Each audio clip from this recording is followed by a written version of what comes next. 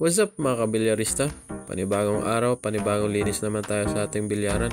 At yan sa video mga kabilyarista, nililinisan ko yung bola. Para clean balls, clean shots. Walang sayad, puro kintab. Nalinis ko na ang bola, sana pati swerte sumama. At ayun na nga, may swerteng sumama kasi may dumating na mga players.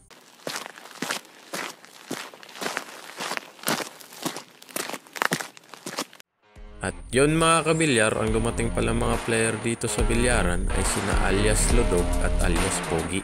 The Mintis King versus the Scratch Boy. Mag-practice muna sila bago ang labanan. Ayun na nga, sinargo na ni alias Pogi.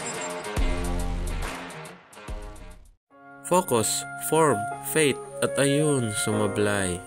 Grabe yung ginawa ni Lodog dito sa Terra 2 guys.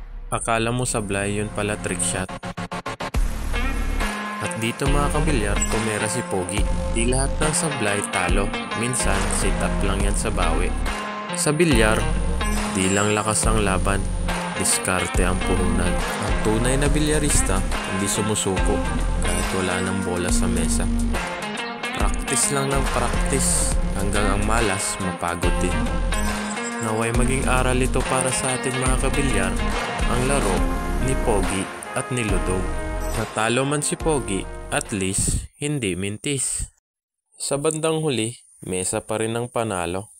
At yun mga kabilyar, salamat sa panonood. Huwag kalimutan mag-share, like, and follow. Peace out!